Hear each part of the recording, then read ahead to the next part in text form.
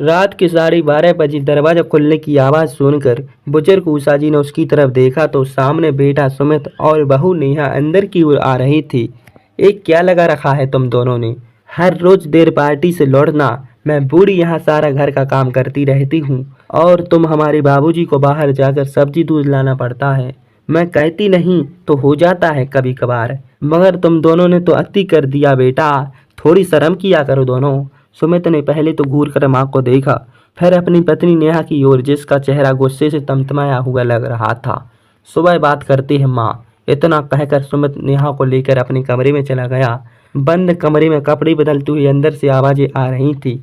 जीना हराम कर रखा है इन लोगों ने, अब बर्दाश्त करना मुश्किल है, कुछ करना पड़ेगा। अब पानी सर से ऊपर होने लगा है। अपने कमरे के दरवाजे पर खड़े रमेश बाबू के कानों में जब ये शब्द पड़े तो वह गुस्से में उषा जी को देखते हुए बड़बड़ाने लगे। अब कहो बच्चे हैं उषा, बस बहुत हुआ, अब तुम्हारी नहीं सुनूंगा। बीमारी का इलाज वक्त पर ना हो तो नासुर बन जाती है। आप सही कहते हैं रमेश जी, मैं ही बच्चे हैं, आज नहीं तो कल समझ जाएंगे। सोचती रही मगर अब आप ही कुछ इलाज कीजिए, मुझे ये बर्दाश्त नहीं होगा। जब देखो उल्टा सुना देती है। आप तो डॉक्टर है, क्या इस बीमारी का इलाज है आपके पास? इलाज तो था मगर अब तुमने मेरे हाथ बांध रखी है। खैर कल ही इस बीमारी का इलाज हो जाएगा, बस तुम पिघलाना मत। अगर स्वाभिमान और सम्मान से अपनी आखिरी सांसें लेना चाहती हो तो मेरे निर्णय में साथ रहना। रमेश बाबू कुर्सी पर बैठे सुबह होने का इंतजार करने लगे। सुबह होते ही रमेश बाबू ने बेटे और सुमित और बहू नेहा को कमरे में आने का आदेश दिया। जैसे ही दोनों रमेश बाबू कमरे में पहुंचे तो रमेश बाबू ने उषा से कहा कि वो कोर्ट वाले पेपर निकाल लाए। पेपर से? कैसे पेपर से माँ? सुमित ने पूछा। वही नेहा तीखे लहजे में कहा। तुम्हें जिम जाने में देर हो रही है, जो कहना है तो जल्दी कहिए, बस जरा सा वक्त है बेटा। रमेश बाबू उठे और स्वयं लॉकर से पेपर निकालते हुए बोले और फिर मेरी कुर्सी पर बैठकर चश्मे लगाकर पढ़ने लगे। एक कोर्ट की एग्रीमेंट पेपर है। सुमित तुम्हें याद होगा, तेरे 18वें जन्मदिन पर तूने सबसे महंगी वाली बाइक मांगी थी, तब मैंने तुमसे ये पेपर साइन करवाए थे। तूने मुस्कुराते हुए सहमति जताई थी। क्या है इन पेपर्स में? नेहा एकदम से सक्रिय हो उठी, जबकि सुमित अभी भी सोच में ही था।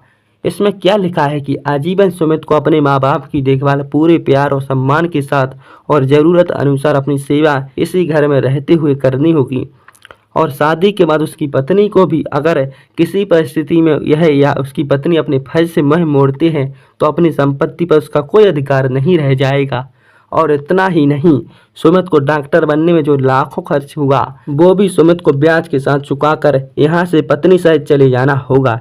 इतना पढ़कर रमेश बाबू ने पेपर की फोटो कॉपी नेहा के हाथ में थमा दी और कहा, बेटा अभी जिम जाने में देरी हो रही है ना, तुम जाओ और जिम फिर आराम से पढ़ लेना।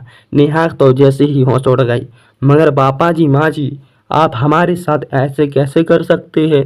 मेरा मतलब कैसे इतना पैसा, हम कहाँ जाएंगे? सुमित थोड़ा हकलाते हुए बोला। रात को तुम कह रही थी पानी सिर से ऊपर, कुछ करना पड़ेगा। बगैर बगैर अब क्या हुआ पापा? वो सुमित नेहा को देखकर बोला। हाँ पापा जी हमें माफ़ कर दीजिए, वो बच्चों हमसे गलती हो गई तो उन्हें माफ़ कर देते हैं, आप भी हमें माफ़ी कर दीजिए। नेहा थोड़ा धीमी आवाज़ से सिर झुकाकर बोली। बेटा जख्म जब लाइजेस हो जाती है तो आपको काटना जरूरी हो जाता है, ये बात हम दोनों डॉक्टर होने की हैसियत से बखूबी जानते हैं। क्यों सुमित, सही कहा ना मैंने? खैर अगर आगे से जिम्मेदार और सावधानी बरतने का वादा करो तो कुछ समय दूरी दवा से इलाज करने की परमिशन दे सकता हूँ, जैसा कि आज से, बल्कि अभी से रसोई घर तुम्हारी जिम्मे और बाहर से सामान वगैरह की जिम्मेदारी तुम्हारी। सुमित, हाँ यदि तुम दोनों अच्छे से अपनी जिम्मेदारी को निभाने लगोगे तो हम दोनों तुम्हारी मदद करते रहेंगे, वरना एक और वसीयत तैयार की हुई है जिसमें हमारे इस बाद में अनाथ आश्रम को। नहीं पापा जी नहीं, हम दोनों अपनी जिम्मेदारियों को बखूबी निभाएंगे। सुमित और नेहा एक साथ बोले। ठीक है तो शुरू हो जाओ। रमेश बाबू ने जैसे ही कहा, नेहा तुरंत रसोई घर की ओर नाश्ता बनाने के लिए दौड़ी। वहीं सुमित थैला लिए दूध लाने के लिए दौड़ा। रमेश बाबू जहां भौं को हिलाकर मुस्कुराते हुए उषा जी की ओर देख रही थी, वहीं उषा जी मुस्कुराने लगी। आखिर देर से ही सही, आज उन्हें बीमारी का सटीक इलाज तो मिल गया। थैंक यू दोस्तों। वीडियो कैसी लगी? वीडियो को लाइक कीजिए, चैनल को सब्सक्राइब कीजिए। Thank you.